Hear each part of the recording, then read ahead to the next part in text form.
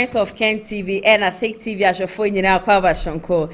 And from Brad Showdown Jumedi and so about the another room and I watch for Asanswa Pro Ababatia. Major say will be biara and we and the end of the day so the Monday the Ecoso my gun and I say Matiji Major just 17 no as so much as on your subscriber ya. Obe subscribe Eddie Ama me share video ama onu ebi ono so be share Eddie Ama obi fufo na wie so a comment section ase no agenhwe biara wo biara wo so wo de he afa honom Eddie Ama dem sia enne ye bedi nkomande ye betwetwe nkom sanse nsem ne de mabode bede ankasa me de esommom ene de no ye bewura NPP amanyokuo no mu nsem bi ajeseja ekoso wo NDC amanyokuo no mu nsoro e ya de ayede ye ni ebefa honom sisi amene mo ka say de ya de ajese kwame abronye abronye disi kwame tarebe sabre ya bene mo ka say de ya de ajese ne trimu paye ne nebuhye nya asam keto sanse abai sa hwe ni mu ankasa yeti kroma yenka bi hwemu ena abronye disi wo ba abonten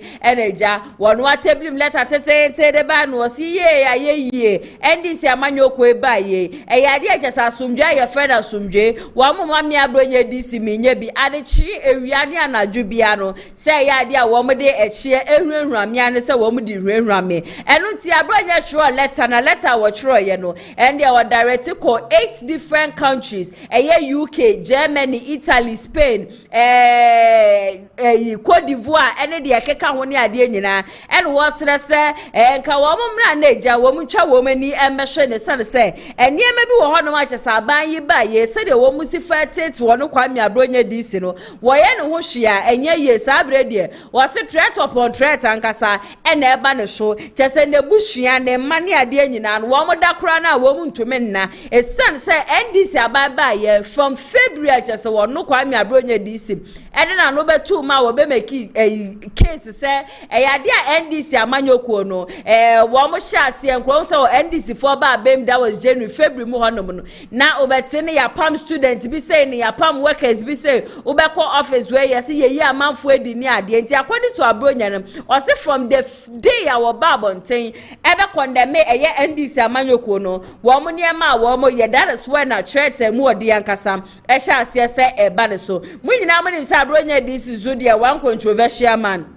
Especially bro baby on one kasa ni TV ni de adeche ni adise bia no se wototo ayampia ne se wototo ayampia recently Akwatia by election kura kwahwe obe make a lot of allegations editia ya IGP teteyohonu obe make allegations business just one NDC for ne da and wagisi kebi ni ade on Thursday metina video manum say no me ka kire am say ade agese police for atonsa e dia frɛ ono kwame abronye say one bra not just woman to na no na ndie baby a wono no said your work asa wode ne nsa ebo ne boni ade na chese bibi biara ono abronye this work bia no or evidence into omra na ombe yi nsema no na zue na ye nim said the abronye this your ba obeba be bie na no na nobody can intimidate me nobody can intimidate me ebusua nobody can intimidate me nobody can intimidate me no eno ne abronye this ne letter tetenti a wode ba ya na osre eye political asylum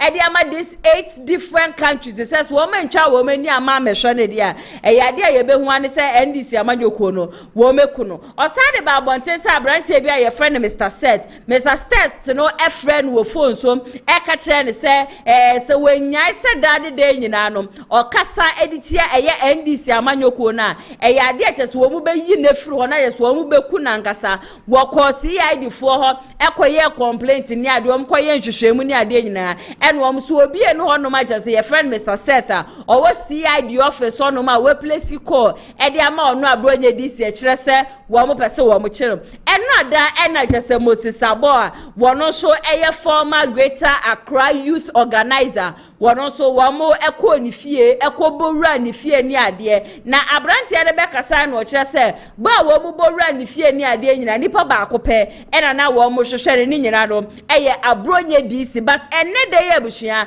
mere mo ka say ya de achasa police for wo mo nsa sho abronye DC mo asabre wo kire mu as student a wo ma kire ne de asat na webusia me ne mo kase wo munya mfa ma bonten but trust me say enter some so dwumedie so meti ha nyina no yade amani di akire de beto fom anase de be pie mu aba e de afa abronye di se ne chia wo ma chiri nyina no yade amemfa nka mo showdown dwumedie yi aso e na me breaki e de amamu but before that no Mosisabo enu adache se a police for ekobowura ni fie ne mema akponti wo mo bowura ni fie ni ade anu wo mo so mo hwehwe eye abronye disi no mehye se obeka me ho na eja yakọ na yakọ akohwe sa videos no enu onu ankasa ne nsem a wodi tu dwa ne so emra sisi a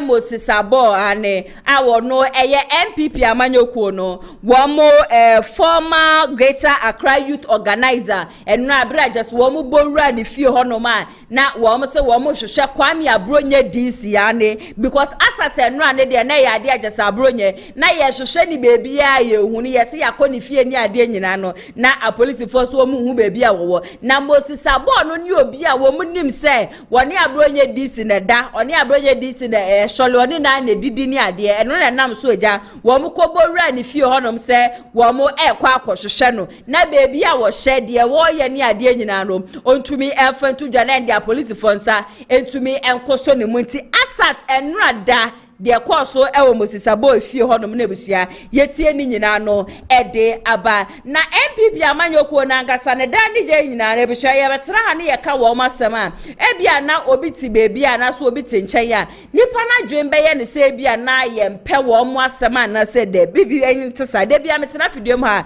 me wasema me ka se me ye NPP ni ankasa 2016 me to aba ma NPP 2020 me to ma NPP even 2024 na menim se flag bearer na NPP amanyokuo mo de na ba no onye obi obetimi aboa Ghana fo no so na me de bi kokromote no eto aba edema NPP amanyokuo no na ade bi wo hono me so abusua ekoso na se yentumi embie ya no anka ade a emwa party no last Saturday na NDC amanyokuo no wo mo lawyer fo ne ade nyina no wo mo be hie mu ewo Kumase hanom sei na wo mo be hie mu wo hanom sei no esi edu ketia kasa no na no okasa na o make statement bi say kane no na NPP for ye kase ye pe kukudam ye pe nyansafo ye pe nkrofo je so ma ko school ni ade a na eye NPP for na je say eba NDC political party na title bi wo ho no aye de ato wo mo so say wo mo ne de eba na twutwu asem ni ade ye ade a wo mo ye ade wo ho papa ba na NPP party ne de ye hu wo mo say wo mo ye very very decent na so ende mini omiye no bedi wa dance ye say eyade a NDC party no aba ba ya kono ene party na ba benya enimonyam hwunku bi a me expect sanka NPP amanyokuo no sabre ya me no wo kase anka wo mo be hwe kwan a NDC for wo mo fact so in 2016 na wo bi ampe NDC political party nanim mpo ahwe na so wo tumi ekeka niam disisi eni a enne NDC aba bedru bebi aba bedru nanka NPP for so acha no wo manage di akohonom na wo so ahwekwa ya wo mo befa so a wo mbema party no aba be ya kono because enne de ye busua me ne mo kase ye won krofo bi wo hon ma ye frɛ wo mo floating voters wo mo ni political party bia de emre so se ye kwa akoto aba de wo mo krape anase de sunsun ne be ka kire wo mo no saa nipa ne wo mo de kokromote ne be to aba de ama wo mo but enne floating voters nimpo wo mo ba benya do sunku bi e de ama NDC amanyokuo no na no ada just last week ena Akwatia by election busua ekoso minu mienu nyina nim sanka Akwatia de anya hwe mpodie enka wo bi efiri mu de enka sanka NPP amanyokuo no wo mutumi enya sympathy vote wo sanka amafu mpotu obadema wo mo na ka wo mo candidate Solomon no wo tumi ebe take over na so ekowie ekire no na NDC candidate ni mbom na wo gina ye no na bena ni mbom aba bedi nkonim na anka obi a ekunya beda honom ni port ekunya no so wo firi mu anka wo mo be ye campaign ne mu odi ankasa na nko metumi awi ne no enema anko ne saa amfa ma wo mo. And I still ask myself say ye wo executives a wo mu di NPP party nanim edebe pan wo mo ye di afa ho ahoboaboa ben wo kwan ben wo mo fa so wo mo hwe say wo mo be fix party because day in day out at the chini adi sabia no ye betena fidie ma no say ye ka say baby a NPP party no ekeka konom ye nche kra ye be wan say NPP party no aba beda ni CPP sabe ya me ne mo kase Kennedy on Japan nso wonam west ho no ma wono so ani abedi a wo ye campaign emu oden o make that statement ni po say yanhwe ye na say yampe leader papa afa namba no ambeje NPP party no amfansi ho no ma ye be hu ni say NPP party no ebe ba beda no political party bi ti say CCC poyanda wono so ekasa de ma NPP amanyokuo no sorry poyanda wono so ekasa e de ma NPP amanyokuo no eyade achese wono so waka nsem na according to wono no wo so wo hwede ye ko so ewa Akwatia no said ye NDC amanyokuo no wo mani abedi achese wo mo tra ye ase seat ni ade nyina no wo mo sa be so mo se enne na no sisumi na so onim se bantema constituency kura ho nom eye NPP amanyokuo no wo mo stronghold no se ne nipa wo te so na se so buache se twedi amponya akopɔ to nsa de afrɛ na ba election aba beto ho no ma said ye NDC for no sabre wo mani abedi ni ade ne enye wo no po yando obi o ye NPP ni o se enye ne wonwa se NDC amanyokuo no kura betumi eteki eye bantema seat e de free NPP for nsem intimitie enne executives a wo nyina ekeka sansem na mitumi bisa me ho se nti sansem na wo mo keka nyina no chese wo mo ankasa ne yawe wo mo ankasa wo mo nim se bebi a enne NPP party no ekeka kodo enye bebi a chese betumi aboa ena enkrofo wo mo do party ne de obi a wo me ye NPP ne on de wuchu mutan wo ye den ya wo ye NPP ni but just ended 2024 election na me expect sanka be sene eye signal bi e de ama NPP amanyoko mo mehu ni se da bi ye hwe vote a ye nya 2016 ye hwe vote yenya 2020 na 2024 vote nso ye sanya ye no enye bibia anka betumi aboa nti the best ebusua me ameti ewu bisamia say debe pa na ka NPP fo betumi aye betumi aboa wom de di kan ene se wo mo beka wo mo ho abom se baako na saa entokwa Kennedy for to be mabawomia na bawomia for to be ma Kennedy na Brian Champion for so to be the mabawomia ne ade saa internal entokwa na chese pege ne mu nyina no se wo mo nyina etumi tina se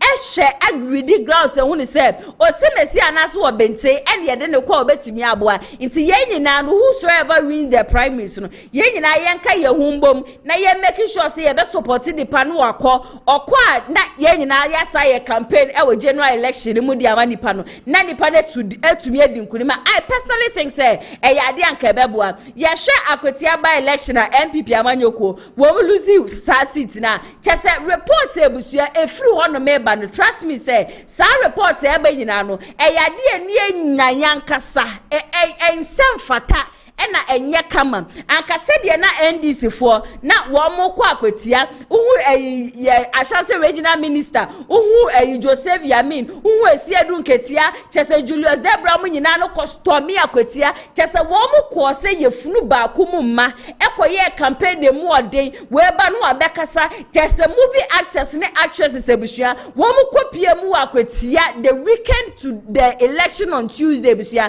na enya asem ketwa na chese ya de wo mani abedi NDC no ma ye djuma nkasa wa Akwatia no mo nim say definitely sa seat da ya de a wo mo beje ba ye hye political party a ye friend NPP a NPP for ko wo mo nko Kennedy ono nko ana ko ye ba wo mia ono nko ana ko ye JFK mo ni ade a wo chese enkabo ma ye friend no enkabo man kasarum e ya de ebi ni party ni mu na wotina baby na oka na oka say bia the current executives of the party they are the ones destroying the party obi adwenya ne say ebia na da ne de nyina no wotina ha ya na oka say de makede de ohine Japan nti no the current executives na ebia wo mpe wo masem de bia ntisa nanso enne ye hwe baby a party ne keka kwa ne CPP party no ye first president Kwame Nkrumah ono de CPP bai ebusu enne CPP ye hwe fiti Kwame Nkrumah time ebesi na me ne mo kase when was the last time I was a CPP ya ko election bo mo mato so third When was the last time?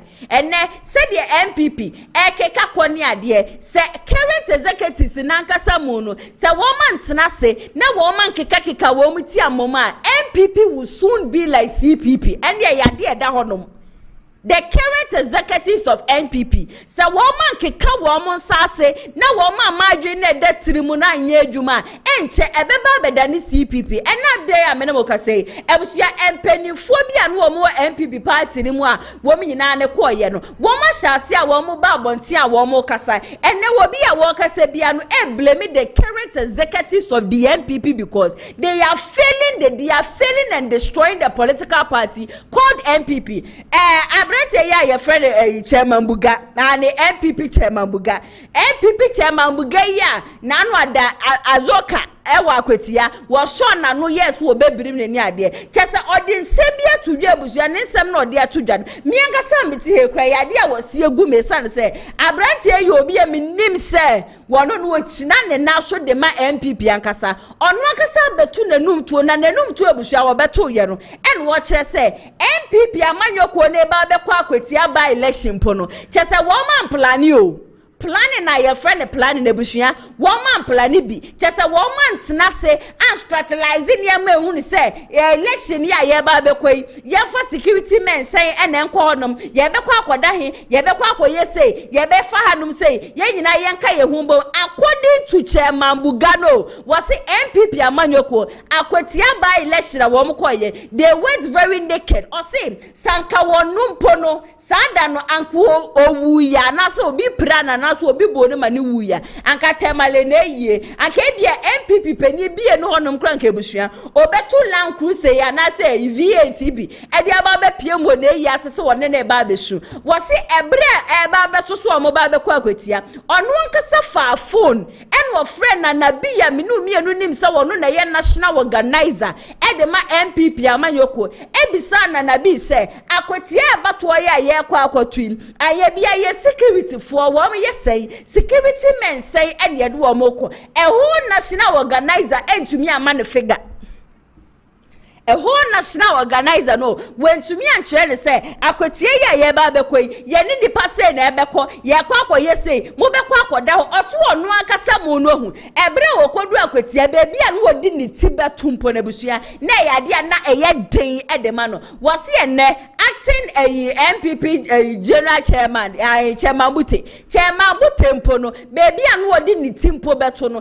na ya de na eye den we chere say ye wo individuals bi wo NPP party ni one they know very well say the current executives of the NPP they are the ones destroying the party but obeka sisi ana yes eh bibi kwaso a party ni na nkoye na wa ba abonten wa ba beka na ya na bibisa be ho say nti e mane ma abonten beka no onfa hye ne ho no nka na nuntuma na okopia mu Akwatia hwede akoso abrantie mia nani o try ya senko mu be campaign kra na ka NPP amanyoko ne candidate na ye Solomon Asumedu na ko metumi ato abade amano but NPP amanyoko na nka se be kwa Akwatia no they didn't prepare themselves or say as at that time na chese wono no wonya baby mponda na imagine the whole chairman yi akoya and kakraka ne food de hyi na student mattress ebusia student mattress o ena Solomon ya no ye NPP for candidate wo de man wo siesie party office ba ko no de man no dai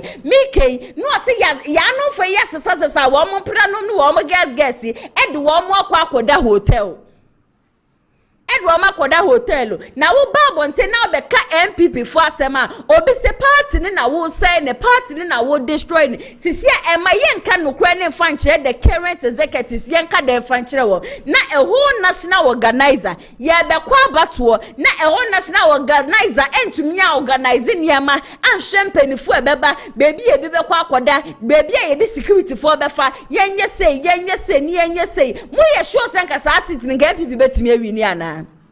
You go to an election without being prepared. Na kamo be say mo win this election. There was no way we should NDC for. Just wo me nyina bom no makoye campaign no makọ kasa na bibia deda na akwa should bibia ye fe. But my political party which is NPP, it was a different thing altogether.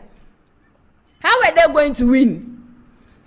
e kwan be na na kwa mo be fa so ni o metumi awini ayi Akwatia election no na a whole chairman Akwatia mu Akwatia they were supposed to spend 3 to 4 days na baby abusua wodi ni ti betumpo no na ye den edi ama no and he was receiving threats abusua he went in the name of NPP at the end of the day no yeku na nka yeku ni kwasi yeku anko ye kremoni so anka sabre ye busua me na wokase anka ye sie ne da ka sabre chairman buga anka ye sie ne da o se ne ma me ne papa fafo na so mo frɛ na wo mu sinisuo esanso wo di party na chi o onim se wo di NPP echi be ba na ho bambo a che se NPP fo ntumi protect no NPP for they cannot protect or no chairman buga it imagine obi a wo ye chairman wo party ni mu mpa na e kasa asem we yo how much more youth are and wo mu di party na chi wo mu future et saying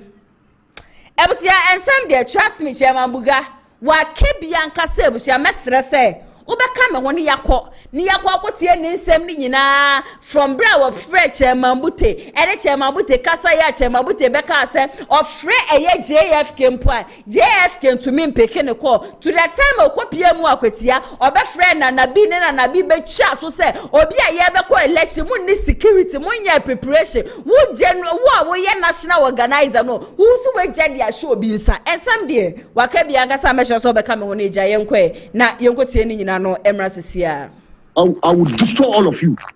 What? You people should update us. What is going on? 1 week to Akwatia by election. Bute. Unem dia bute kachira me. Me donya me kachira dia bute kachira me. Bute kachira me Alaji. Acting national chairman of the New Patriotic Party. Or say Alaji, I don't know anything about Akwatia by election. Oh, NS ya kumi. Na me kachira me say, Adai, one Fred General Secretary. No catcher me say what Fred General Secretary for the past 5 days today. Or Fred General Secretary mfa. Enti mo kone na ma me say tie. This is what the first vice chairman said. That on Fred General Secretary 5 times. Let me phone a Fred General Secretary. Let me say General Secretary, yes. The acting national chairman, Bute said he called you 5 times, you didn't pick. What is the problem? Me, we are one kura. Honum no, General Secretary me baha na afonyo market ho. Na afonyo market me say na afonyo market say, hey Alaji, o say na kura. Wo opposition no dia wo din pa. This is what afonyo market told me. I swear to God. Afonyo market say Alaji, maya dawo. Opposition no dia to hold national executive. Wo na wo di opposition ye pa, wo di opposition pa. Let me be sharp, Bute. What Bute say, he don't know anything. Skabia no ho ba no. Let me say necessary I go by election ni sign. Na poto. Me sa frɛ Nanabi. Your security system no. Say security nipa sign na dey be call. The national organizer couldn't tell me how many securities are we sending them as a personal security yedo omuko Akwatia. Or see, omudi asemno security bibia adima headquarters. Na me say na me kura me kuntakwa ama me kuntakwa platform no ama mini na bi kura ema exchange of words. Na me catch and say na bi why? Headquarters where one headquarters is headquarters a national officer. And there you go Akwatia by election day no. Bisa say headquarters wasi ho. Azoka ba ya kasabasa say kami born to from no. Headquarters mo obu wan. But almost headquarters na manage security. Ya be free omu ka ko Akwatia. So we went to Akwatia naked. Say anka mukumi Alhaji Masoud Akwatia anka mi family anka dagomba fu aboka anka national officers no kura because tamale don be ma yi mi ma mi tamale mi ma mi hu video no mi ma mi su isa say adan tonka omukun mi ma mi say mi no obi awi asiwe Alhaji wu na mi wo o papa wu nyanda adan mi ma mi up to date so anka me wo Akwatia dogomofo na be ya ye and national officers no be kura when they be for Land Cruiser about Tamalikura. At Tamawu, we see we went to Akwatia, that's winning. Me catch a buto who na buto catch me say see wafra general secretary no or who general secretary wo ko Akwatia. So let me say okay, me sumi but I don't know. You didn't even go there as a group. As a group, we me see buto do ko Akwatia. No catch me say let me catch say me ba. No or say okay, no me send me location hotel o mo or send me location. Me free Accra. Cause I'm a sama no. Na buto friend me say wa yira feeling pabwa. Ni never be uncle di beba because I better ho be 3-4 days. Ne yiri e di baso ada me ntwa no baby a me wo no. Na ne yiri no fa nema no mbra me. Na me from bra no awa Akwatia. Na me twa no more than 2 hours. Na ne yiri no di ne nema ba na me di pu mi car mo. Mi Land Cruiser mo. E duru mbe mi ba e kwa na me twom kwa Akwatia sa Omoduru Akwatia no osi woduru Akwatia wa French general secretary no Jones general secretary fa so ono no wonya dan kura national chairman nya dan hotel dan awa Akwatia hotel sunu nyina ya ma why na high hotel no na ya ma no na national chairman kasantumi nya hotel by the party e bi san na udahin no ka kire me say order adeso the national chairman of the acting national chairman only treasure me call no mu menu da me call no mu say o manya den back woman awa adeso before me call edu Akwatia na me ko hun peace no ba no mu say dan kura o maji unim me ba ye na me say na treasure say see when na be han dan ma ye yana your boys na dia no so onu so onim me na me yi me sika hai me dan that day no die. I chile me ba Akwatia. Me ntimi ko adasu no na Akwatia wa. Yasu operation. Who operation no, dia operation o mo ya dia operation o won. So I say won kasa ya wa operation towards going to the election. Unim adia san here no. Na me ni dan kura baby am be da wa Akwatia. Me ko tina peace no hall. 12:30 anajo ekobo 1 na peace no bae. That is the following day to election. Peace no buy say meet Akunjano. Na peace say alaji adan. Ami cheto ami ne dan. Ofra treasure say only ofra first vice say only dan. Treasure ka tusu obia na bi online organizer. Una ka obe ma obia dan. Organizer o ma dan. Peace no asumadu. Anajo na asumadu ma omo be pepa dan bi wasifie no obia ne fie no pepa obia ne dan no dan baby a internal coalition no sa dan bi wo ho asumadu ma omo pepa dan no anajo no mo di student mattress ebra mine Aziz Futa no di student mattress bakuma Aziz Futa no di student mattress bakuma me no to ho na me da me ga yakura mitina sa ejuni sa ma dia chinye pato adie chinye na me say dia election na koyi so eswara anapano na bute mi fira bute ba only treasure nyana say treasure na say fuel kura ana say man profosika na say buy bano why they take care of us na hotel ni nyina yemma mba ya hwan mu yemma no why they rent this hotels no na party national officers. So there were set hotel rooms available. No. NPP for Mpenifo be na high. Me see hotel almost Akwatia hotel ni na yama. But Mpenifo no mo da. Ba omo gum sisai. Na ya national officers. Me tie national coordinator. Me ni national third vice eba dan bia no. This is a mania yedi call election way.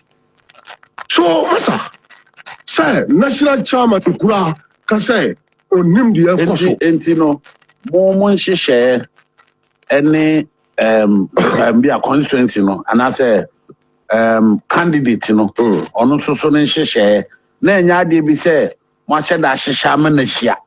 Obi a ye na obi nka kira wo say. Yes sorry ye wo unanimous nhyehyɛ bi yɛhunu sɛ na strategy bi a mode kwa bia no hɔ me wonim me general secretary Emma me 10,000 yɛbɛ since yɛbɛ kɔ away no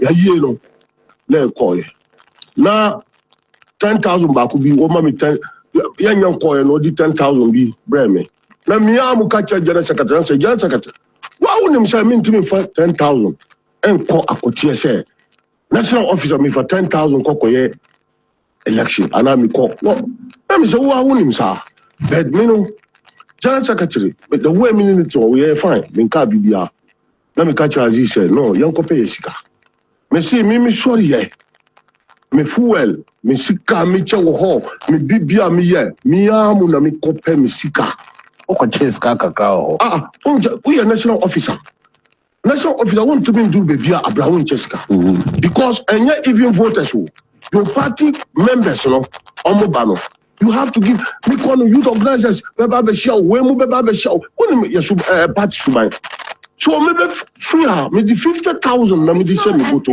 me sika obia no ma me sika 50,000 enu na me to me the car two na call enu na me to fuel edugu cash no enante ato na amania we nyina na ya say ye koko win election ye be dan win election we abraye so me no this time around mentimi ngina emma nkrofo enhwe say nipa onya ya wudi ya ntakwankwa enya ntakwankwa na ye Alhaji Masaudu Ajima me I am disciplined person we are when bisa me study committee wo neck wo we are when we ka some nebe against party no be tiawo because yen nyina ye ti honom no party no na ema yen nyina ye bibi enya why na ye obi abra party no ni ho party no na ye ma kodia e point no be si wo enya sa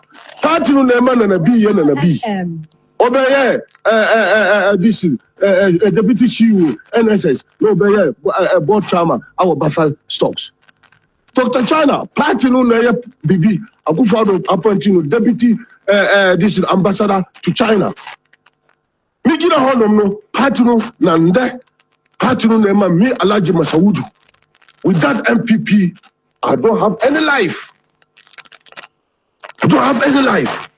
so that is the reason why me kuma na me ko Akwatia na me kwa me nam na azoka te me ba be ka samwe pasa we azoka nkasa nim se o mo jami na ni no azoka ntimi ni one bit oni ko awusuro but Ebusia Masaudu aka Chemambuga wo hwe ne kasa ye munyina na eyade achese wodi ya o ne rahwo ne ho ankasa esanse wo hwe from the start our shase the sacrifices onim se ya nyehwe no ye candidate na ahre ne nkwa nti candidate ahre ne nkwa ne apa obi na o replace na se by election ba be koso a ye kwa Akwatia no as NPP e wo se yetumi plane e wo se yetumi etena se ne ye hyehye de ma ene ade ose NPP party no emu bia ni onom san hyehye ni ade nyina no eyade abusua ankɔhwo na wo bia wono mpo no wo ye national organizer ntinka program say wono na wo so wogina ne naso na nko wo hyehye ni ade na ono chairman buga ba bebisa na bi say na bi security say ene yade kwa Akwatia ose meja ye de ama Henry Cote en wotie chairman buga ose Henry Cote ni mpo na yade a wantu ne nan mpo amfansi Akwatia honomo nti ye betena ha ni ye ka say NPP party no adechi ni adise bia no na party no eseye ebusua ye dika na say ye ndinka last week me betena fidium hanum say on Wednesday and Thursday board the current executives of the NPP say sankrofo we na wo mo say party no sankrofo we wo mo destroy NPP party no sankrofo we wo mapiapia wo hwono na amanne ohwono na kwakopia mu wo nwura mu hono ma che say ontumi emma fie no yempe kwan ya ye befa so sankrofo ni nyina no ye be shift wo mo de agu baby na ye nhwe new executives a wo mo betumi aboa party no wo ka wo bi se ma yenka recently ya nipa 5 o wo mo ko peke eye nomination form so mbe so mo be flag bearer de ma NPP each and every person etua 46 billion Ghana cedis ebusua yes ka ketwa 46 billion menka million 46 billion eno ni sika each person biara etua inti yembe say ye ho se NPP amanyoko no be ko election inti muntu me plane na muntu me nyi sa sika na amanfo betua ye no sika je se NPP aba mu ba e solid yes inti man je se man nya backup bia inti party ni sika bia inti man tumi ansie sika se bia bibi sise ya na se bibi po be ko se ya je de sa sika na eba be kwa na man tumi anye bi oso owu ya kasebi nkwasie wuo na wewu anka pani bia no hono ma obetu V8 aba ba pie mo temale se oba eya masa wudu oba na yio oso nko bia no hono ma wo beba chese amanfo nim se wono masa wudu no chese ya de chese ba ne ntokwa atutu aseme no ne ade chese oye ade wo ose enye no ne ade a wo ye wo ho party ni no wo do san se eye party ni na ma wo no chemambuga ne nsatumi kona no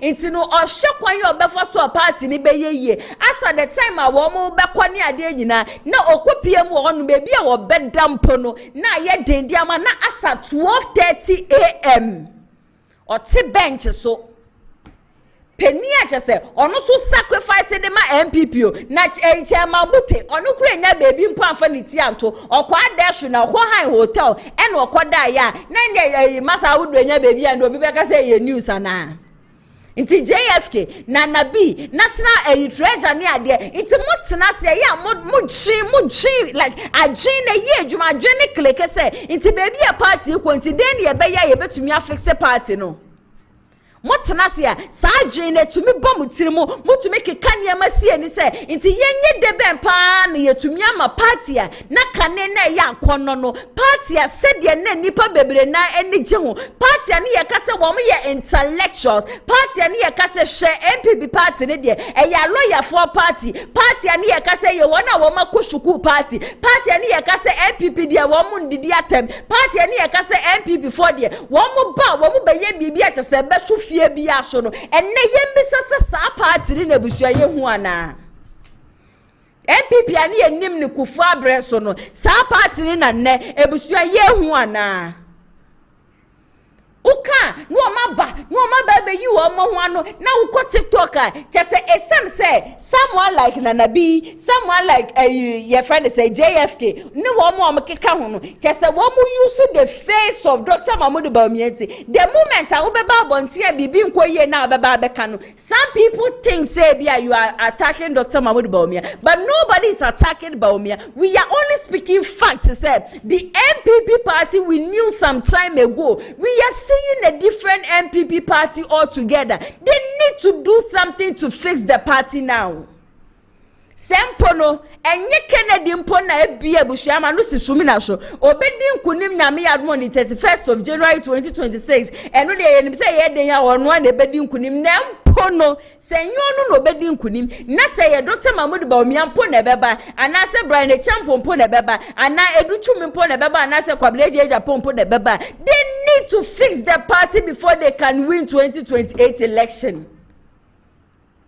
Sasu ne banwe ebusia yemfa nko election mako eyi ablekuma ye brimu ebusia enya asem ketwa na masa kwa piemu Akwatia na nka mo beye de ese na efata no you people went without any security you people went without any organization like months na siam plot ya ndwinwe hu chese man plane she musole ya na gbera na tu nipa tu no omko na nipa 3 no omko na nipa 4 no omko so NDC 4 na eba hu say yes NDC 4 na eba no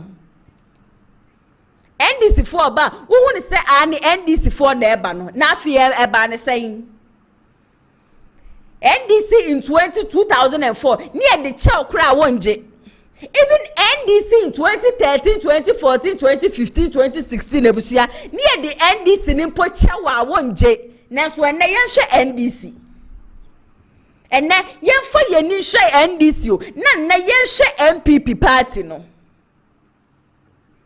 yenhwe MPP party eto de bia ye ka yesiane e na NPP nkokrasam ne doso na nkokrasam ne doso aye bia JFK wo we onya akokro na bi wo we onya akokro na so party na ekosen party no ekosen mesi enne NDC for Malek Basenteli se ye de ne gina hompo ne ye ka se NPP ni pani o wa NPP ni wo de ye for Dr. Mahmoud Bawumia mpombra se ye kwa abato a trust me se Malek Basenteli ni po benya vote e de eja eye Dr. Mahmoud Bawumia NDC Malek Basenteli awoye young guy and why you no dan we obenya vote amafo beto abadi amano e de asen Dr. Mahmoud Bawumia e sense NDC party no they are trying their best say wo mo be build the party NDC try wo mo build NPP aden NPP party na den wo mo nsam pe futuo woman sound pekasa chere chese wo ba they are always right. They think whatever they are doing is right. Into wona wano de wona beba bonti abeba be kasa no ebusua ye beba be show mu ni aba be ho wa paso ye beba be show mu ni aba be ho she NDC ba be mu mo sorry am say they are using the police to intimidate you ye be say ye wo say mo akasa as political party and she be na mo so maya mo so mo de beba mo ho ban. If NDC is trying to intimidate you people, it is understandable. Na muankasa political party nso and she shebe na mo so maya muankasa so mo de bom ho by. This is the question I am asking. Chese focus ni nyina ye ena ye 2026 ye flag bearer and ye flag bearer se mo ye flag bearer ni mpo wie na se mo ankasa mo anye mo homework that flag bearer you would represent 2026. Nobody cares about the flag bearer. The NPP will lose another election. Someone ye mo homework ye ya mo ko fa twedi amponyanko pompo e de ne ba NPP is going to lose that general election. NDC candidate ya ebusua owini ye ewo Akwatia no wakasa ogranti interview wa Sempa TV na wo kasa no ebusua ni statement a wo make ye no e ma me hu say NDC for they have really learnt their lessons. Ose ebra wo mu yi ni se wo no emeye a parliamentary candidate enfama NDC for no na ye wo NDC for ni bi wo ho no ma na woman ni enje ho say ya select you no until right after the election ono ni nimpanifo wo mu ko obia na so baako ekopa achew eni bi kokasa ye voters anu omu buefu ekopa wo mu chew eni wo mu kokasa ye ni ade se sisi ano ekwan bia ye befa so bia ye be wini bia no e wo se ye wini e wom se bufo wo hono ba we de ye srem ankasa monto aba ne mfa maye na monto aba ne nso de maye ya e ya de ye ma eye akwatiafo monim enwu aseda but when it comes to NPP amanyoko no ebusua wo ma anya primary so NPP Akwatia wo ma anya primaries wo mu chese ya kwatena dem ye planning ye plotting ye say ye di Solomoni beba be si honom and ye di Solomoni be si ho enu ntina na anu ada me betena ha beka say I must say was the choice of the people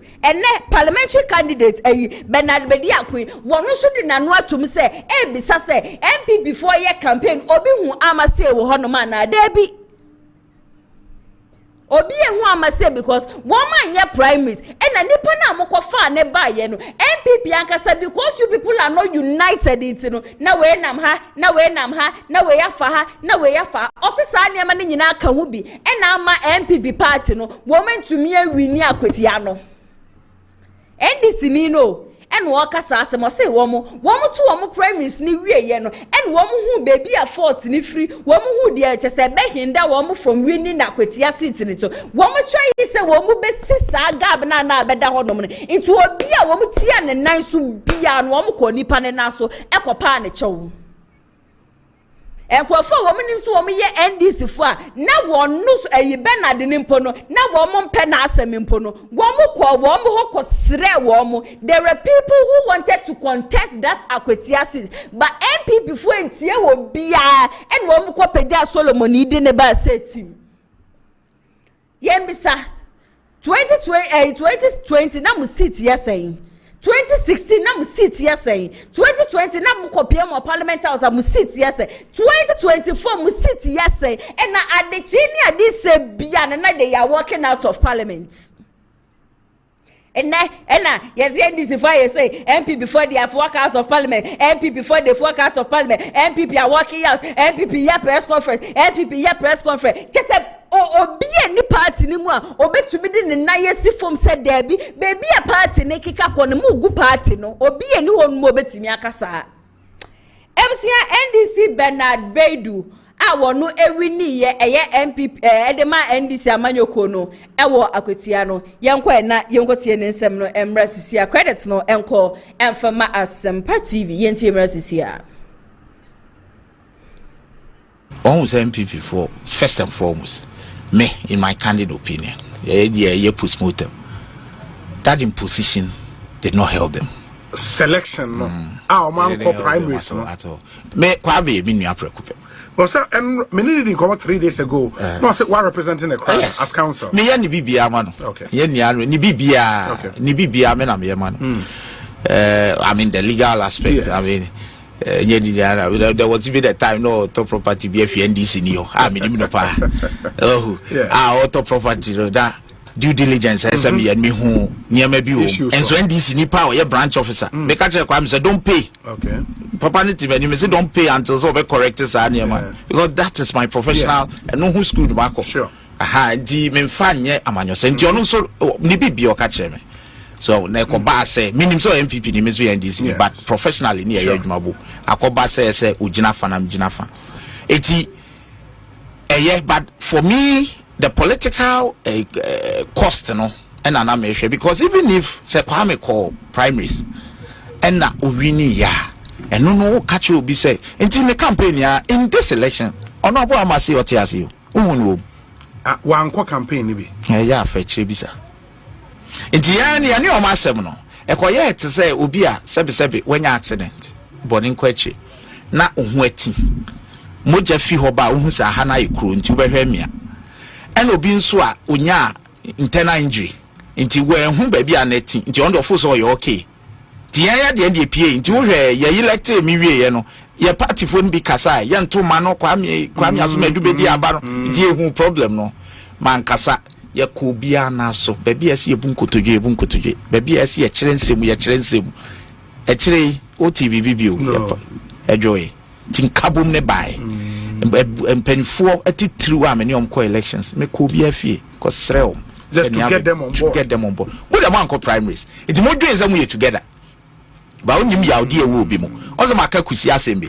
There is a senior of my Ufikusi, Lawyer Reid, who really wanted the North. Nanko also say primaries by Uncle Beko. It is all the command in your Quaven Qua. What deny no?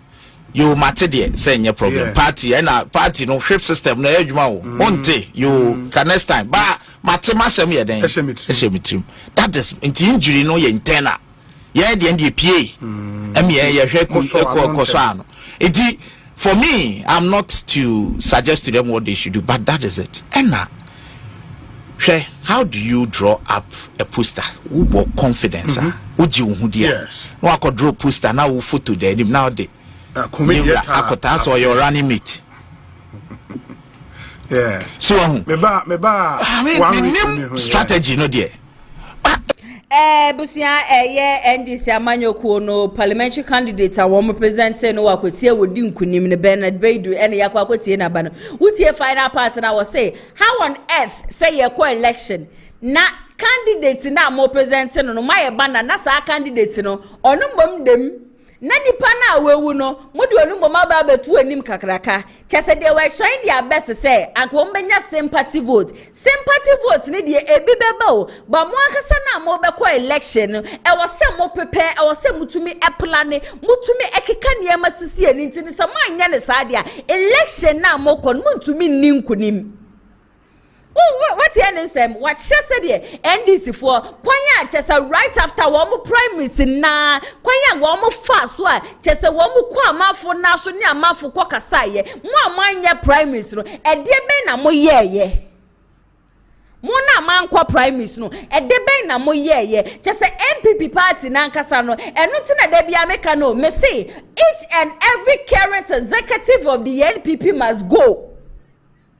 Any kwan say yes so wo so they all must go because emfaso your friend emfaso bi ni wo so they are destroying the NPP, they are destroying the party called NPP. Wo mo say no wo mo be ma NPP enya kono biom wo be ma amanfo bebre na achi wo mo de free NPP and very soon ye be wan say another political party bi aba na sa political party ne ba sa party no be ba be ya kono de ache NPP party no.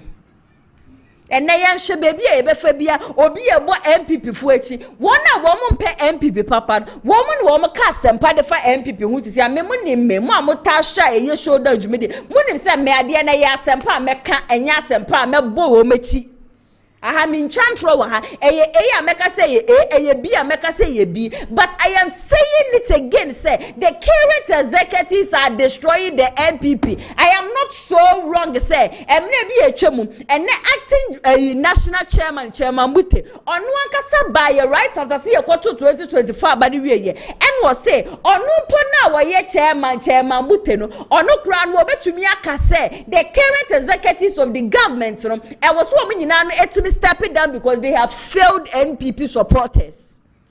Chairman Bute, ne no masem enebushe ne me kama mu nyina mate say ono Chairman Bute no ono na betu ne num to ka say the current executives of the NPP e was wo bia step it down no ono Chairman Bute no e yade ono kra one contest biom go say ye ni wo 87 parliamentary candidates 87 no and so no instead of them fixing their party na MPs ne so ne yedu omeko parliament house no so am so work out and so am work out ebe den na party na yeye ebe ye den na MPP party no ayeye aden ni mo akasa na aden ni mo ne kasa ye no sasem we matena fidiem ha kapen but said the American we say esan me ne de mama obi ehu ni say I support Kennedy or Hine Japan because of ne niema bi eni suban bi a wadan ne di ama me na ya so me hu say ba pesu oba obetimi aba bebo no etimi aba ba GMPP party ne de ebesu wonte ne me be ka obi nim say bi a eye party ne na mempe na bi a mbese me say party no abronye DC issue a ebuhia na me ne mo kase wono so ya chi ni obeka asem bi say before ansa no ono ne beba abonten beba abeka no na eyade a wo ma hyehye dada abronye DC no sa video no mebo wa ha mebo wo fidiem ha so ya ama metiefo no mahwefo nyina ate say o say before the NPP will come out to say something na eyade a wo ma tena se a plan ya plot and that time do na attack ni nyina ne ekọ Kennedy so I kept wondering say where from so obi a yakọ election na election na yakọ ye yakọ akọwe na instead of sanka ye be hye ase free bottom no ye ni baby e fresh sia no they are so in hurry so mo be ye ya pa flag bearer Ediama party no rather than focusing on the base rather than focusing on the foundation the Emma party no etete pronombe focusing they are not focusing on that but they are heading to the top nipa na just wo obeba be gira ban show no show no oba be wave you no that is the person they are focusing on and sasem we ya me be kan ya na manfo na menya adwe and the adai ni mo so waka bi na adai ni mo statement a wo make ye no I say NPP party in UK branch honom no program ekọ so na program na ekọ so e wo honom no na bi ekopie mu wo hobi JFK kopie mu wo hobi e na Dr. Mahamudu Bawumia na nkasa mu no wono so kopie mu e wo program na se na Dr. Mahamudu Bawumia kwaje mic a wo kasa no e na Bawumia e ba be kasa e wo se yetumi e select e flag bearer ntem se de be ya sa flag bearer no obetumi enya a lot of time no dia prepare towards the next election or say sa statement no was made somewhere me wo mo free UK ba ye na and wo mo call neck meeting sa neck meeting in Ebusha am the Bible and Tebe Ghana for you say, Nyamiya Doma on January 31st, 2026. That is when they are selecting their flag bearer. Now, what Carrion was saying, whatever the NPP is doing, you know, Womu Yas, Womu the Befa Nipa, Womu the Befeva Nipabako, Nasani Pana, Womu Pesa, Womu Fevano, Dr. Mahmoud Bawumia, but that thing they are doing is rather going to destroy the NPP party. Ebusia same women kan.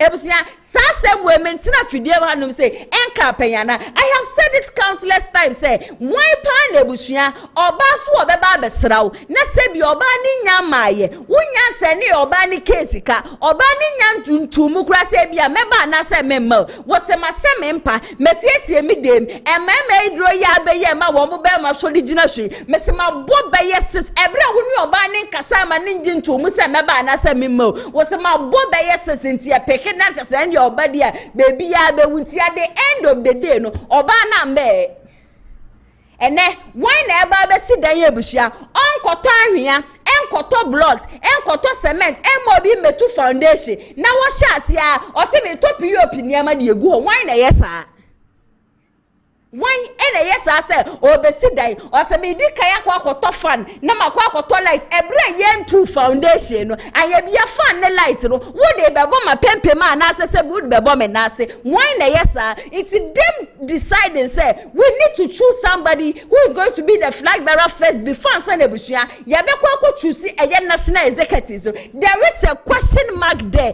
it's abronya so ba ye no be make statement say whatever they do no na wo matena se and Dr. Mahmoud Bawumia is going to become the next flag bearer of the NPP. I came to sit here and I said it, say, and Crawford, when they know what they are doing. I said it, say, the echo party, they know what they are doing. Woman need down on papa. And as some American, and none nebushia, a day anymore, so they are baba to us.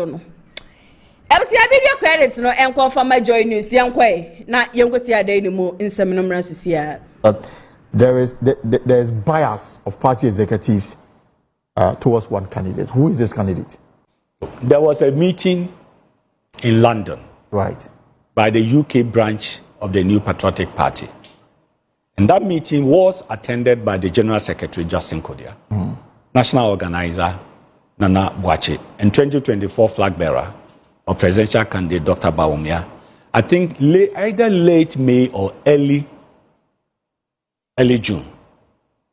Another meeting, 2024 flag bearer said the party should elect its flag bearer by January 2026 so that the flag bearer can have enough time to campaign. 3 years to campaign. Immediately they returned from the London meeting. There was a National Council meeting that was held on 17th June 2025. And that is where the decision was made to conduct the presidential primaries on 31st January 2026. And you think that the decision had already been taken by this small group of people to force it on the National Council? Because this matter was in the public domain. And then National Council goes to take a decision. What is the impression? You have up to December 2026 to elect a flag bearer. So why would you also want to go for that early January election? Maybe the justification. Whilst you haven't done your base work well, whilst the rebuilding, the reorganization is supposed to follow the cycle that has closed now after 2024 elections, and then you want to circumvent the whole process and say that, look, let me go and start from the top. Then when I finish the top, then I can come down in that order. I mean, where do you find such a democratic culture being implemented? I have never seen it anywhere. And you think this whole process has been schemed just to favor Dr. Bawumia? Absolutely. Ebusia adai ni mo ene yakwa akotie na ba no nti NPP party no say yebetna ha ne ye ka ebusia yenim de ye ka yenim de ye ka papa esan say gradually me see NPP party na ye den esei ba Inti na mo kwatena se na mo plan na mo plot se yenye saade we se de be ya ebe favor nipa ba ko a na wo mo de saade na ba inti the remaining candidates and as the remaining aspirants na aka no chese wo mo ne de anka mo benya kura anka mo de ba omia na be chichire Ghana for come by force na anka the remaining aspirants no maka wo mo nyina de egu dem but that thing you people are doing you need to sit down and ask yourself say okay say you koyi flag bearer ne kura entema e yade a candidate nka no wo mo de kokromoti no ebe to abade amasa nipa na na ya tena se ebisa ye ho. What is the base in the NPP base in the part no enema ekosen instead of say mo be build the party no sa niema ne de abusua ni wo mani so hey what they building the party here their focus is we need to elect a flag bearer and even the flag bearer no me amiti hey abusua minim say sa current executive ade a wo mo ye nyina it is to favor just one person. I don't need somebody to tell me. I know. And at the end of the day, no, some more no more koshe dem. Na mo select flag bearer we. Na mo de nebe ba ebe shagana fonsa. Do you expect the Ghanaians to vote for the person? Ghanaians will not vote because that is not the candidate they want. And baby, I will be febia tokro bi I will be romu biano. A lot of people are saying, baby, as you see a party ne keka kono. Ashumje heni anasa will be just say, oye kukudru nia weti nya ba beje party ne si oye Kennedy or hine Japan. Senye Kennedy dia I am forgetting a party ne gu anesa. That is what people are saying. I'm not the one saying it.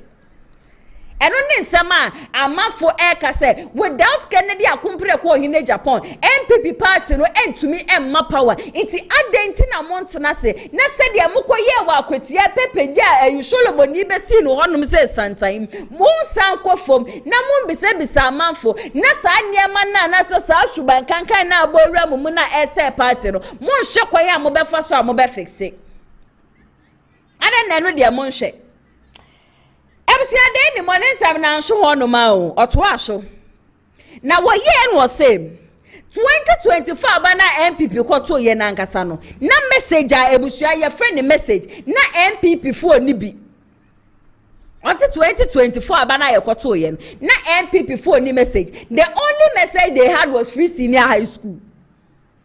The messenger na ekita NPP for asat ye kwato mo de sa message ni ba 2016 Ghana for to abai ma mu say boom 2020 Ghana for na say ye campaign ma mu because na sa free senior high school na this for say it cannot be possible ni ade ni ye sa free senior high school ni de MPK inti na rodan kwaku for do ba ye no obe ma free senior high school ni be ye possible ene ye hu say free senior high school na ye possible de ene na rodan kwaku for do to aso na rodan kwaku Fado beto aso 2020 na yakodu 2024 na NPP yesabe ko election na monsanfa another message ma na 2016 message ni 2020 message amu UC ye with free senior high school monsa so ade no aba ene NDC for kra ba ye bu free senior high school so o mentwemo say na mo ye no omo bo betwem no omo betwem se ya mebisa say intiri ye be ko 2028 no message be na mo de ba NPP Yebeko 2028 election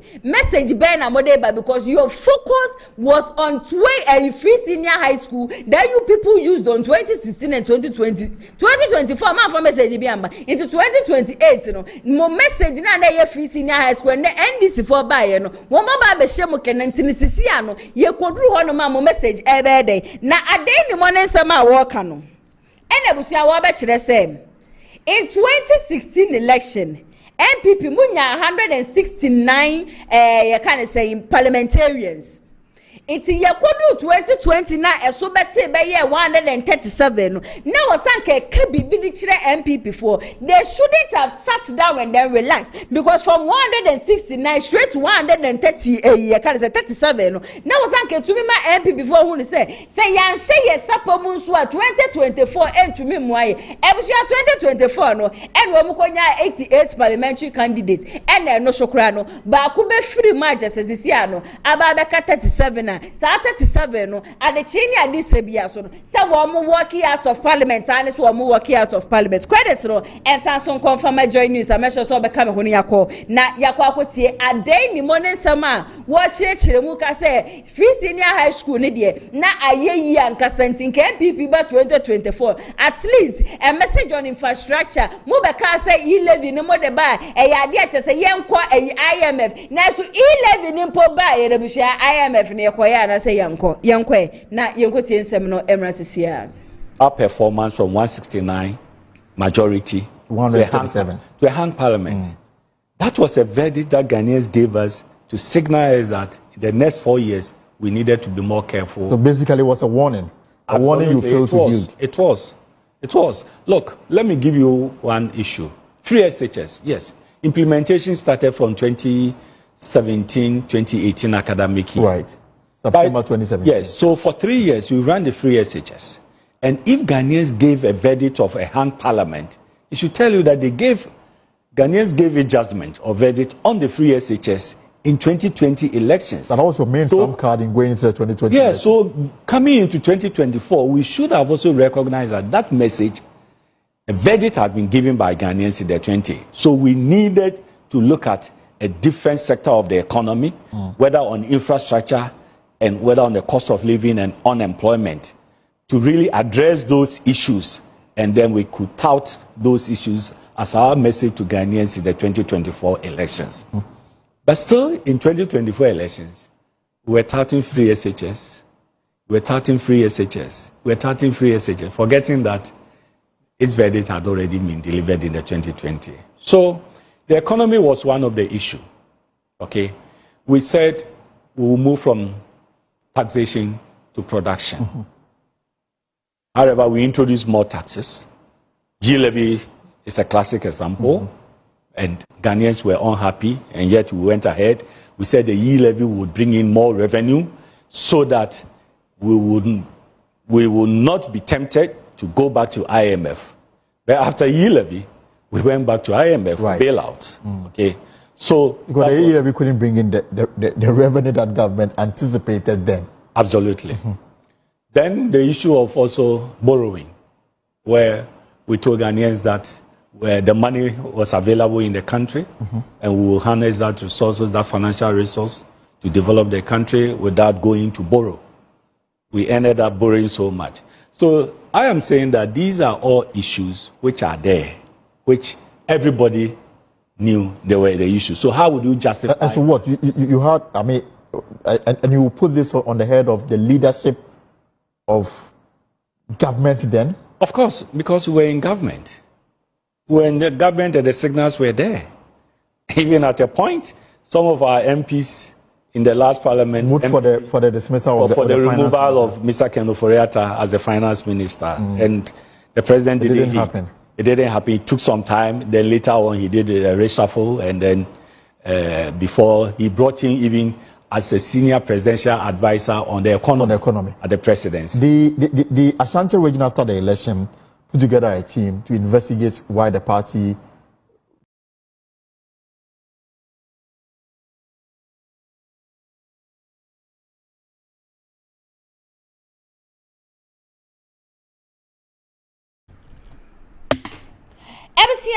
ade achese adani mo na yakwa akotie na banintinu wutie ensama achese adani mo ede etu dwa na chese NPP party na nkasa no from the start no koni ade nyina no na ya ade achese 2020 no timemufo di kan ma wo mo warning basa warning no wo mo pay attention, and also oman Ghana economy na nkasa na atete apra pansan yebushia ne ye ne hye na yeye the economic measure yet turned into a digitalization man into no as at that time anati memufo wo mani abedi an wo mo kasadia for my Ghana economy ho no na Dr. Mahmoud Bawumia na yede ne ba se economic measure ya na busua na wode ano na to nchen na sisi a focus no aba be ye digitalization baby biara obefa bia digitalization and ye e-gate na yesi ye medical drones ni ade so odi dwen Ghana fo asuma ni so odi dwen Ghana fo asum, and even Ken Ofori-Atta mpo no ebra na ye ka che na ado dan ko egufo ado se bapa wo fast and I say ye webushie penny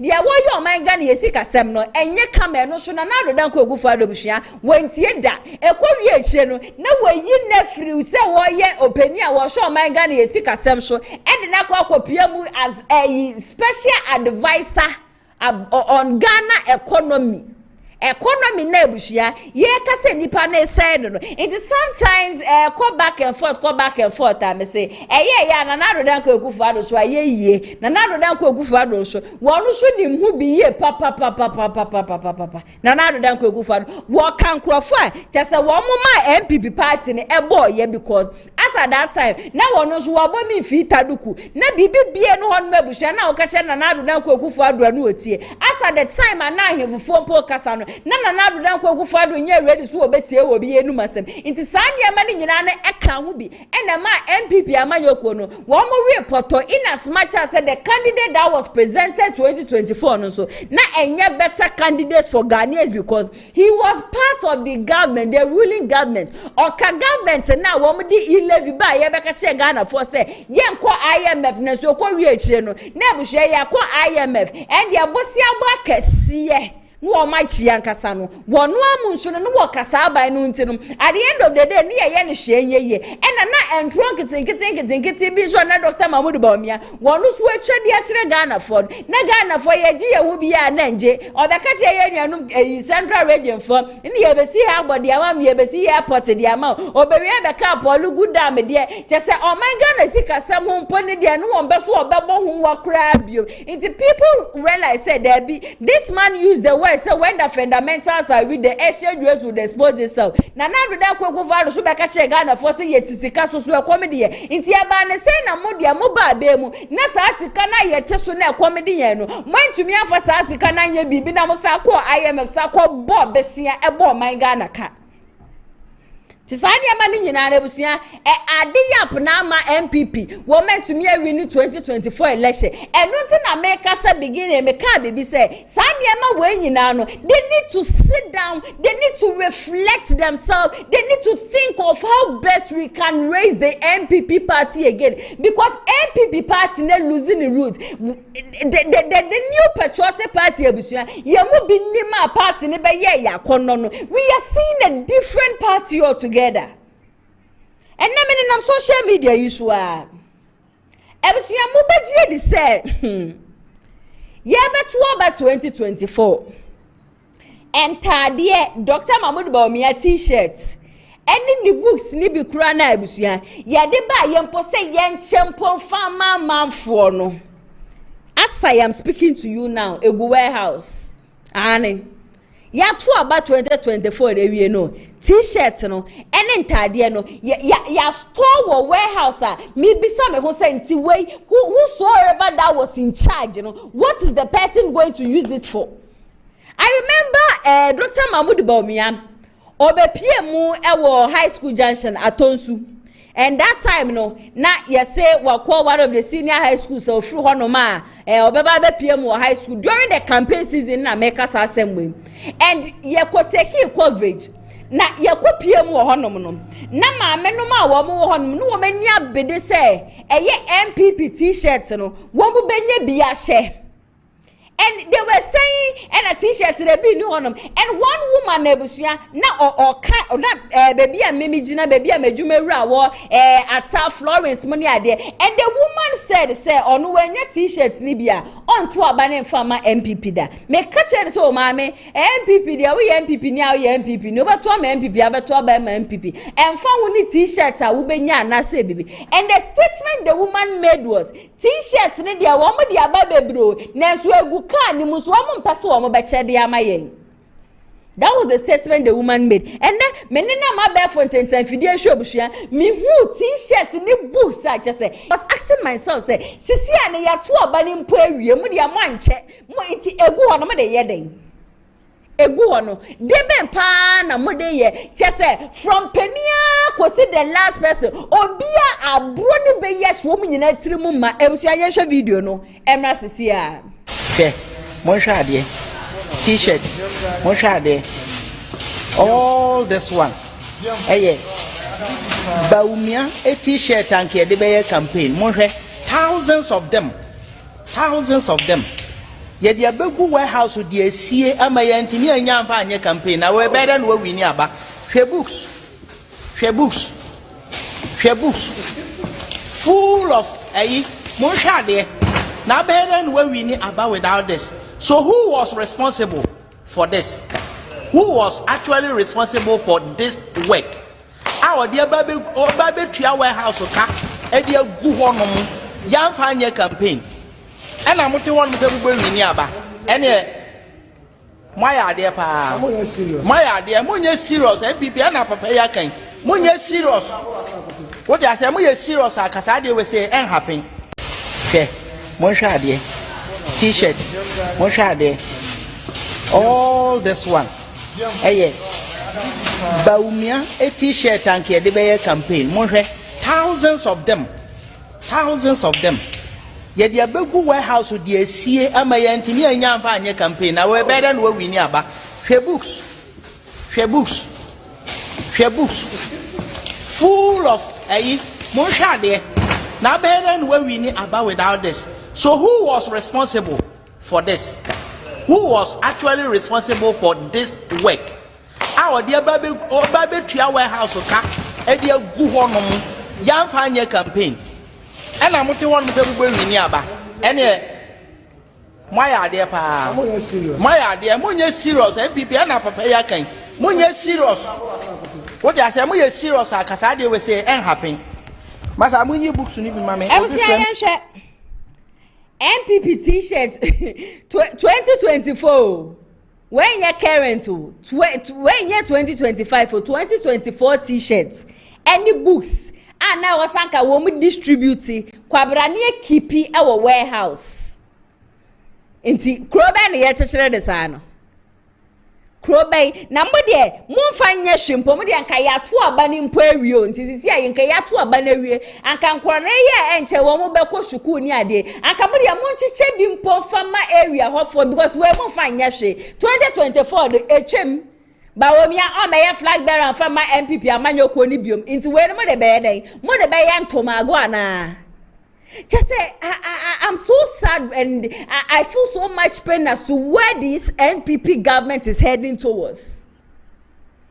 Party just a T-shirt in the busa matisika bra prente somebody be a campaign no. Money by your campaign. It is getting to a year. A party office, a warehouse. Mother yeding, and then a mother ye. MC Honorable Afoko, the former chairman, the my NPP Amanyoko Wabekasa. Na nekasa yamunyina no ochire brache se de ma party no. Ebe ya kona just wono po afoko as at the time obepie mu o man Ghana no pe party aba join na wo check NDC that time Rollins wo honom ne ma bia na Rollins say ye na wo hwe NPP no be hu say da bi NPP amanyoko ni de titirufo party ankasa e ma wono po afoko okwa join NPP na enne wo hwe baby a NPP party no aba bedura o say NPP party na yela wo mo kwan the nam so a ma party ni be ya akono na amafo be join ye no won ma ye lasa route ni ntino one day wo ka kire wo mo say they should go back they need to find their way back to when the party was akono kufuo time ana party ni hu ani kan ene Paula Foko ene de ya me ne mo ka say Star FM edebusia okotena ye grantee interview she na ninsema Paula Foko kan ye no ebusuya memre ni ntenye ni nyina na meboba nyame ya adoma ekira eyade a mebo bidi a kira ekwan ya kyesa ne wo mo beso wo mo fasumpo na ado danko ekufu ado o tuetie sika dia amafo se de be ya wo mo beto aba ne kura de tie wo no Paula Foko me se nyampa ekira medidi nyina be so mo ba enne ne de eyade a wakasa Edia fa NPP party no obe join ye say the na party ni akono ni ade ene enne baby a party no ekeka kwa wono Paula Foko awo ye former chairman de ma NPP amanyoko o kama Ghana fo nyina tia say NPP party no ma yera kwan sisi anu obi nyina akopie mu onwura mu nti e was ye pe kwan ye ye befo so nwura mu no wo ma kwa akoka no wo nyina be se twa wo mani asan so ba fie ba credit no enko enfa master fm kame ho ne enko tie ni nyina no emra sisi a. I came back home from exile. I looked at the two political parties, and because I saw the NDC to be militant at the time, I didn't think I could make talk with them. And I saw the NPP to rather be the party where there was no militancy. People were talking about a jousting of ideas rather than a jousting with swords and knives. And I thought that was it. This is the place to be. To think, to follow their principles, to have free market, business, enabling environment for business to thrive, nurturing the youth to grow. And so, and obviously, because of my, yes, your political history, my dad, and before him, between NDC and NPP, you're saying that at the time, you saw NPP to the best, yes, among the two. Yes. What about now? And it leads me to my next question. What is your assessment of the current NDC government? Sincerely. No, you see, sincerely, what I would say is that the NPP as a party has not recognized its potential. It has not achieved its potential because there's been a sidetracking of the forward march. It's still a party worthy of looking at and rebranding, rebuilding. And you see, when I said to you earlier that I saw the NDC at the time when I came to be a militant party, it seems the roles have reversed. It seems today, and what I'm going to describe to you is something I will say is a danger to our democracy. Our democracy is endangered when you cannot have two centrist parties. We had the NDC that was out there, and for all those who are old enough to remember the Azoka boys, you did anything wrong, they got you. Remember Francis Asiam in Kufodia? They used Baranzu. People don't know Baranzu. It's like a horse whip to whip her. And she was the woman organizer of the NDC. Then they started to move to the center. Asumdwe came to power, and when Rawlings was asking him to arrest certain people, his famous quote, he did it publicly. He said, "Let me make my own enemies. I don't want to inherit your enemies." At that time, I sat back and said, what is this man doing? He was shifting the party away from the extreme. Then, John Mahama became president. And when he was asked to do a similar thing again, he came out and said, "We came to power through the ballot box, not the bullet."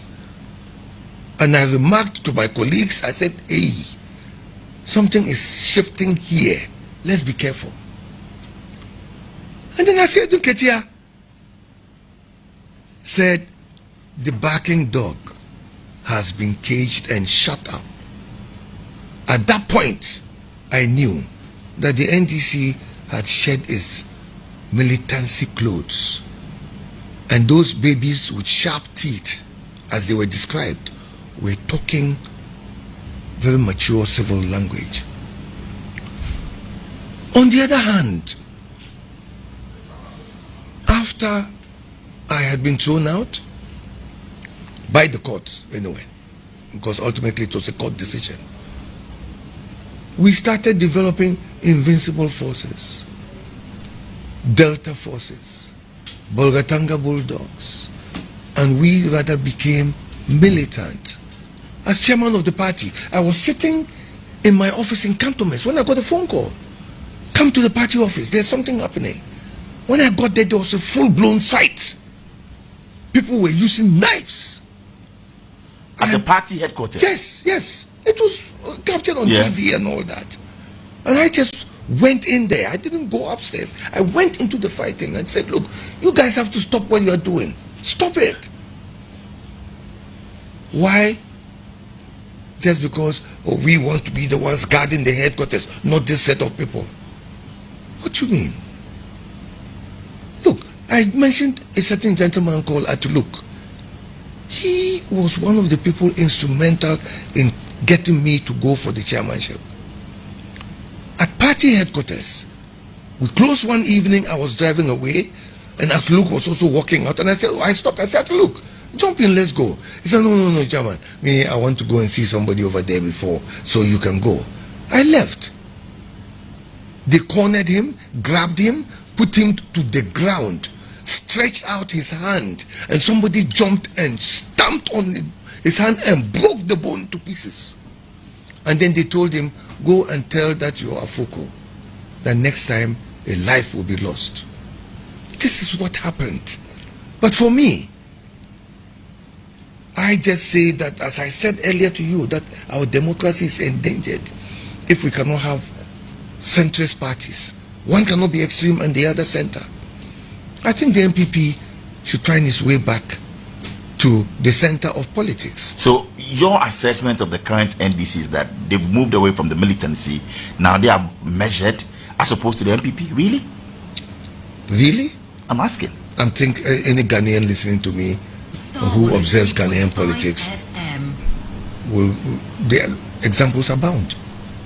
Ebusia video credits no ensanson confirm Star FM eya womoda Roma eneja yenya video yi bi ebusia yetumi ede asomo na chese NPP for former chairman Paul Afoko wono so enede nsem atudwe ya wo chese kane NPP party ani enim nitisi ade de party no wo ma yela kwan yankasa nti kwan bia wo mbefa so a wo mbe sho mbesan so ba bepiem ofie no wo mo mbra no wo mo bepiem ofie san se de na wono Paul Afoko ofie akwantu mu ba ye party anu onim that time pa NDC and NPP said ye na NPP ya kono said ye na NDC party no ye tutuafo party no just abinfo bi anim e ma wono ko join ye NPP nene enye sa party ni ye nim e ye different thing altogether me sha ase no me ka chem say NDC amanyoko no wo mu kopie mu wo mu fit annual lawyers conference na sa program na sem ena esi edunketia an chairman esi edunketia obeka say said ye na kane no ye ka say NPP amanyoko no wo mu ye intellectuals enne NDC party no sukra no ababa ya akona intellectuals aloye kuku dam ne ade enso baba pie mu party mu and the party no enso ba mfa so kra edc NPP party no I say don't get your NDC party na baba ya konnompo e de ase NPP party eno abi na busia Paul Afoko no so boshin eno abio eno no so ka say NPP for my right no sisi ani de nipa obetumi aboa de NPP party no abafie eye Kennedy ohene Japan na Kennedy na amonshoro wakasa say last week na meka chem say on Friday eno share ne campaigner say and o see unity tour edi an just say dashon na last week ni nyaade ebusia onam Western North and so onam Western to and constituency by constituency oni delegates na eche say police station executives new officers see shia just a campaign ebusia Kennedy akompre ko ohene Japan wo ye no enye campaign ketwa na this time no kopie mu akwantombra na okopie mu honam no see ye we dey ya form modie mesra ma wate senia na anu ada ye kwoto oba je se munyi ye ba akode hye ye nsa ma ye report oyi ye dey ye sremo boni biara ya ye tie mu bia mo fa nche ye na wono de de obi enim so onde oye man of hope oye grassroots man onde oye ase ade yo one day wanting to show fan to form nsa fa ne tetere man fa da bi one day wo ka wo ye na wo oye obi so je se buhia ye wo records no wo honom se wo ka aye paint no this time jo oba be pie mu akontomra no wo oba be ka de wo be ye de ama wo mu na wo wie no se NPP party ba be mu and ye fa military for ye fa police for fire service for na just sankrofo ye mo bre ye de party ni ba pa wo 2016 2019 ni 2020 no ye yi mo ba ko share mo nsan wono akompre ko hene Canada Japan se wo ba pa dia oh sa dia de trust me say e ya dia won yi obi a ba ko function nsada obe make sure say be sun obi a so na wa wie no say ene na no ade ensem ya na mafuke na kufuo ko mienu ena yi na na rodan ko kufuado e ko miensa nti no obi aba 2024 ade ni ngwase awi aba nti yensa ma nipa ne bra e de ende ebushia wase ende obi afa ne pen nti mi ameti he ebushia me pen nie ena me pe me book isu nie nti mass ne de encha se yenso li dwube de ehwe na ebushia ya shove wase e bra je se dubu ahen wono ne nya 31% no NPP fo afa na nkobiom eno no na wo mo de former president kufuo ba ye ena kufuo so ebe shifted ko 39 nti kufuo ne de ko anim ne ehu se da bi ode akọ anim dia ye sa de ne ba beboa ene ye sa de ne ba bi o mabuhwa ye de ne ba ye otumi ebe di nkunim de ma MPP that is 2020 2000 to 2004 ena obeto azu 2004 so ko si 2008 ebra na adoda ko kufuo do ba ye kufuo so figure wo no so nya ye no e ya de chese ko anim eno kura ni podi e wo wini election no ba na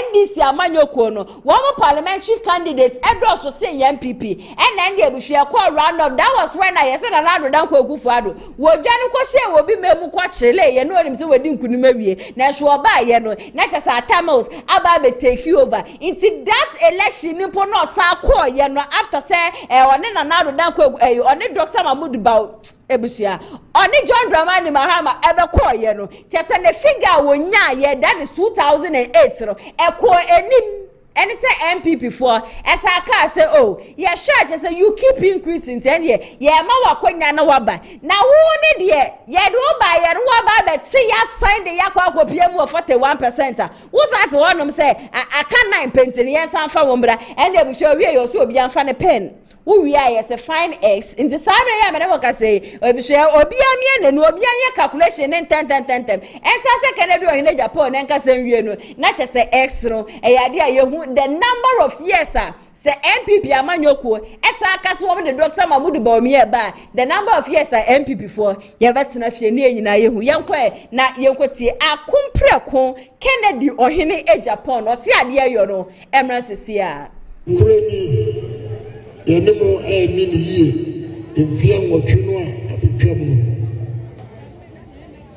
enti wedi matwe aso enti mamu mane nye biem esra mo mfa nche eni ankasa edi esu nyansa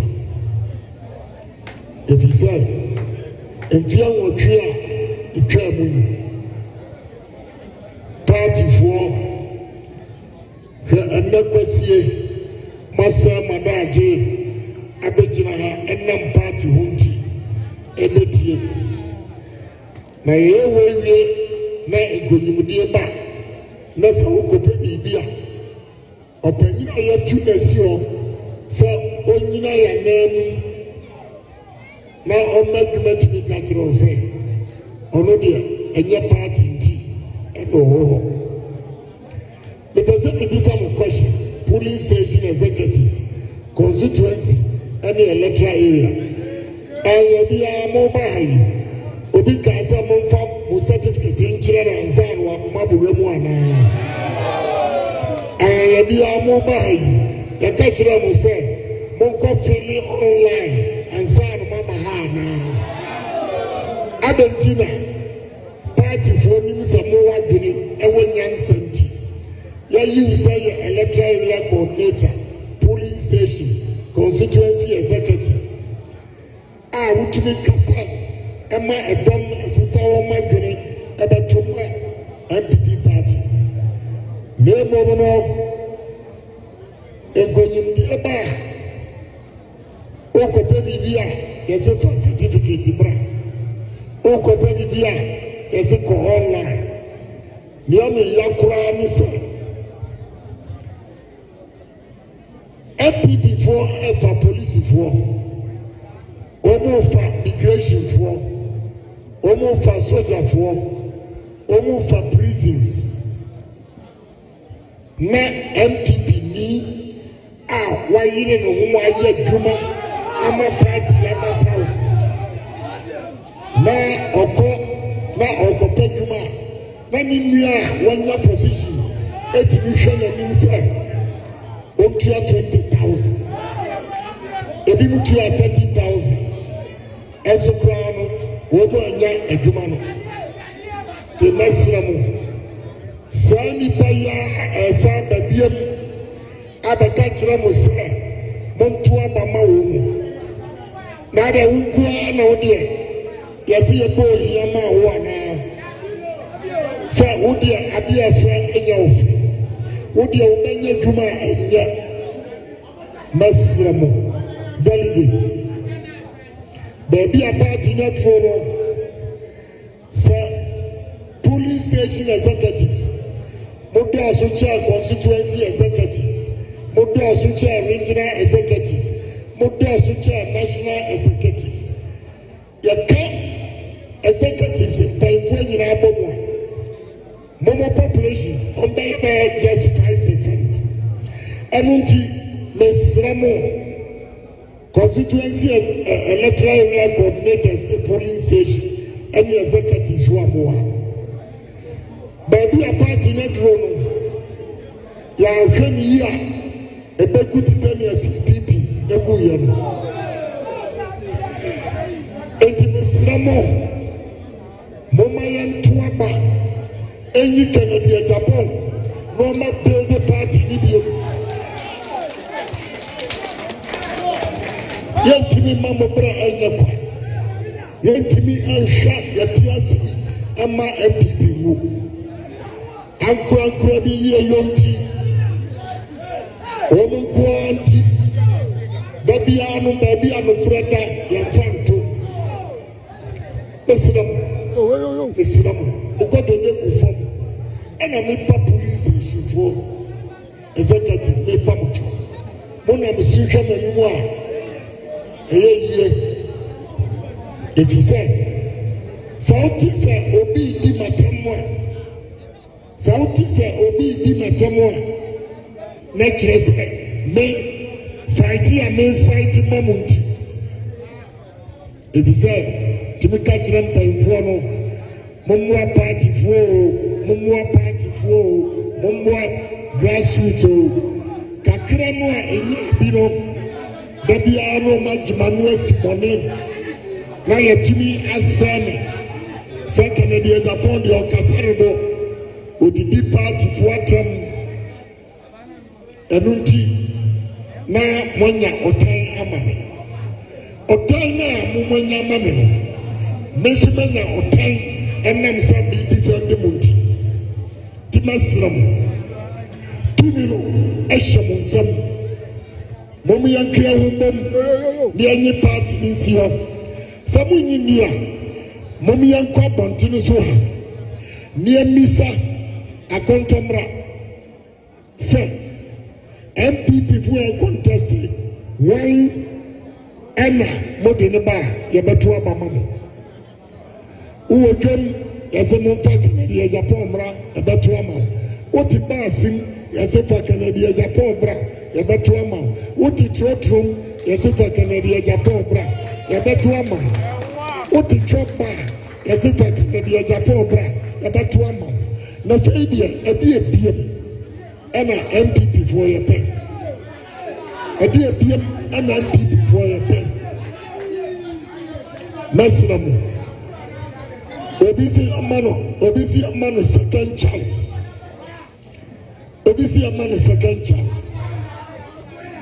na yɛfiri 6,700,000 votes ɛna Nana Akufo-Addo ɛde winning the second term obi kɔɔyɛ no ɔkɔtee so ɛba 4,600,000 enti President Akufo-Addo vote no ɔtee so 2.1 million na ɔmo ka abakɔsɛm a ne yɛakyea no momma me kwan na menkyerɛ mo mu obiara ɔbɛba wo nkyɛn ɔbɛka kyerɛ wo sɛ momma no second chance ɛfiri sɛ Kufuor kɔmprɛ no Akufo-Addo complaints. Mommy Emisan say, why NOA the first presidential candidate, Emma NPP. Adenti na say Adubu Ahidia, Omo Baka somewhere, near year Adubu Ahia film. If he said, Adubu Ahia ko baako, one more modern, I support it when you know. Ye missing time, any other president go by. Adubu Ahia 31%. President Kufuor first time no, when you are 39.8%. It will only campaign no, and was say ascension, your Kosuro, and until any man a chance, and on the Atamos Koya, Uwuni. President Kufuor in 2008, the first round, Uwuni. At the most, only did by 100,000 votes. Now, only 49.13%. Now, 0.87. And you 1% you 0.87 plus any papa could vote. President Akwatia complains when to me winning. If he said, now. NPC for NPC to do a chair into your court time for the third time. First in the history of Ghana, presidential election, you are going 3 times. And President Mos, ABT, President Akufo-Addo, and Mos by a president with a margin of 23,000. With a margin of 23,000. 0.87 plus any papa who vote. It take a Akufo-Addo if you want and sana what to me about power. Uja Nanu Korea NDC for APTA with a margin of 1.7 million. Now, you have massive to a President Mahama will 1 million votes and I continue here in Fiamuki. Can call for Binam and almost you. Mahama Krako and continue in Fiamuki, Wasaba, and Tipumaya second choice. Any dear more delegates are more. So Mahama 1 million votes for continue Fiamuki. Obia will lose 1.7 million votes. If you do the same, but you yeah, they are maths. Now, who say I decided to call it boy? Yeah, but who say I decided to call it boy? Maths, they say 1 million is equal to 8 years. 1.7 million is equal to X.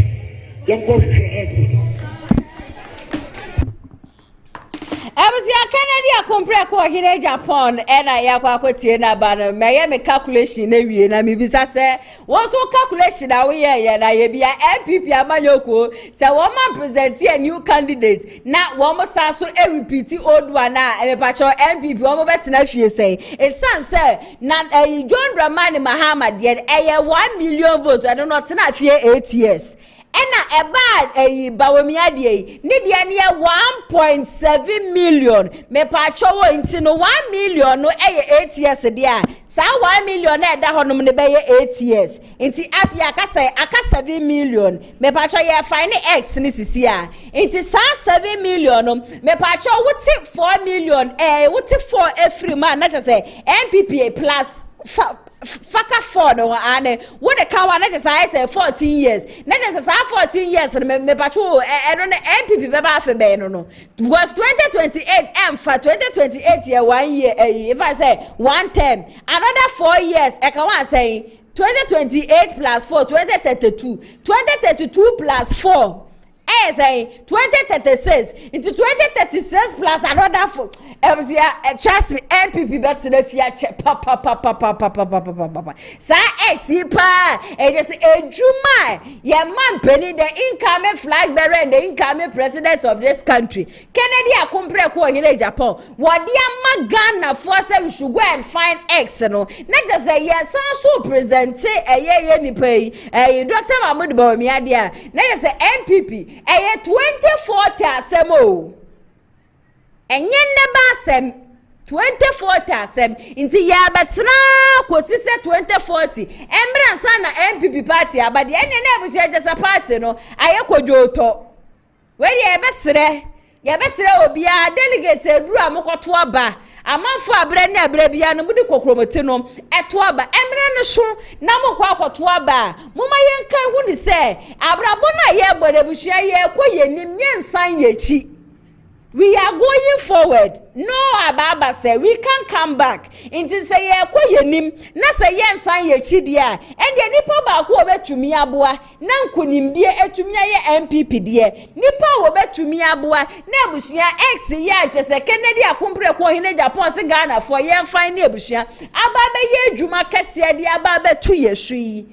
Yen pese ye besa akwa find another S 2028 die yesre mu nyina ye papa say muma ye fa Akumpre ko hine Japan emra wate na me amiti he die me wo gidie shunku bi wo me mu se papa ba 2028 inkunim die ebetumi aye NPP amanyo kore die nyame ya doma on the 10th of September ekosi 12th of September ya dia Dr. Mahmoud Bawumia wono so hye to wase anu ono de obepie mu wa region on the 10th of September ekwakosi on the 12th of September ni nyina no on the delegate ba be kasa or they say ye to abade man no be ye flag bearer so edema NPP amanyoko na eniema na say ni suade hu no Dr. Mahmoud Bawumia wo be ba be ye di abo wo man Ghana no enoa enwo de ba be to from the 10th of September to the 12th of September update ni ade ni nyina no ebusua eyade amede ebe ma me fact memre no ekọ ankasa enen so no ye the post no eto so Dr. Bawumia enipa 119 ene to abanende enipa 119 ene to ye Dr. Bawumia enya 22% saso na Brian Echampo enya 4% Dr. Yaw Educhum enya 9% ena Kennedy Akumpre ko wo hene Japan wono so enya 65% munim se post ne de dani de nyina na metena ha no menko ade a mekan ema mu nyina no mahu be na comment ne bia ba ye ewo Kumasi Online TV referee Samsis was NPP is gradually destroying how can Henry Kote take over NPP secretary? One of the biggest question no Emilia say good afternoon host good afternoon me meje de Nyankopon wadom eyade a wo ho ye 130 TV you say my beloved party pa ne say ane de NPP party no eyade a chese egu ankasa. So how did NPP get here? I'm sad though. National chairman didn't even get a place to sleep at Akwatia. How on earth NPP needs to reform ankasa? Emi esi no can no vote Kennedy all the way. God will punish Nana B and JFK. They won't destroy NPP for us because of Dr. Mahmoud Bawumia. Yes, so Chairman Buga is talking out of pain. Emi Asi Bawumia is among of the leaders like Nana B, JFK, Chairman Sabonsu, who wants to destroy NPP for us. Arrogant people. JFK, Nana B, Bawumia. Ken will come. Okay, Alex Opoku. Or see, even if Ken goes independent, he will get more votes than Alhaji. Emilia, see, you see, Nanaya, these NPP leaders are not serious at all. And they say they be able to say NPPD, I am not a delegate, but fan and supporter of NPP. You, the NPP delegates, please, all due respect, do me a favor, please vote for Ken Kennedy Ohine Japan, and I would also vote for NPP into power. That is 2028. Na just say any bebre na just say samutu abane de ma Kennedy akompre ko Ohine Japan nko ade eyade embre no so abusua wo mo so de kokromoti no ebeto aba ede ama Kennedy akompre ko Ohine Japan yeko eye Friends of Ken TV Kwate osi we are connected. William Kweku Daniels osi nice one sister, thank you very much. Ebenezer osi good job, Ken is coming. We fosu hini Kweku onye we di matem na debi ame kam say edidi atem ne de enya de ame amiti he busua ebe sesa bibi yetu ye wesi wonom say ye beka no kre no wo mo chi wo mo mutan a eyade a ye beka no kre de wo be say wada aje ya wo di be di matami ena ka wo de koton wo candidate NPP for president na chese wo report ene ama adwuma ba be de Ghana for konso amafo mpe NPP mpo anima hwe wo kope book bi na pe pen bi ena mo kire na de because oba no so ye economic measure ye so ko wiechie no na wo bo we feli poto no obeka bibi papa ka ebia ka ye betena hanum say abohu dewro na se bi obi te se wo no wo nso wetie Kennedy na meme di no wadanse agura no mudi na tem na me amiti ye na busia mudi matem be mi bia na those insults doesn't push me. I stand for the truth and I am forever and ever going to speak the truth. Ebusia na ka ye be stage ya kwa ahoma no so na ye kwotwetwe enkomo but as a network room and sheda enye stable still na Kennedy Ohine Japan egusu a wona ma chese wo ye campaign emu odi ankasa nyampa ekira ya ankasa ye be kwa akopiem wo hodom na update ni ade nyina no ne campaign ni send on delegate ekasa nyina no yetumi ede asommo ewe Kumasi online TV, Friends of Ken TV and Thick TV monswa mashaye mo Thick TV ni yabada mu nyina asiye papa sabre ni abre bia no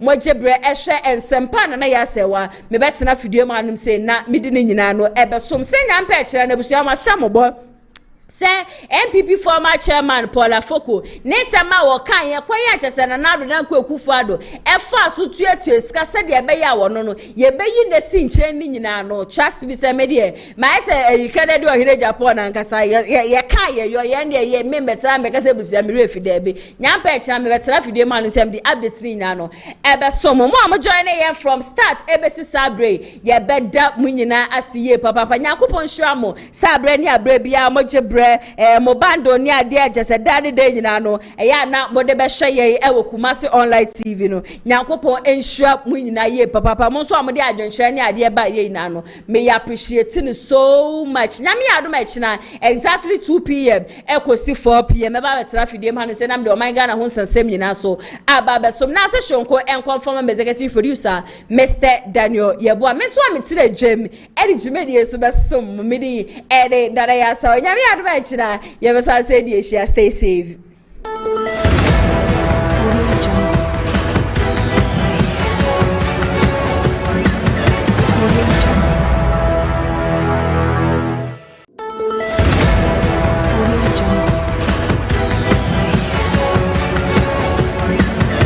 Audio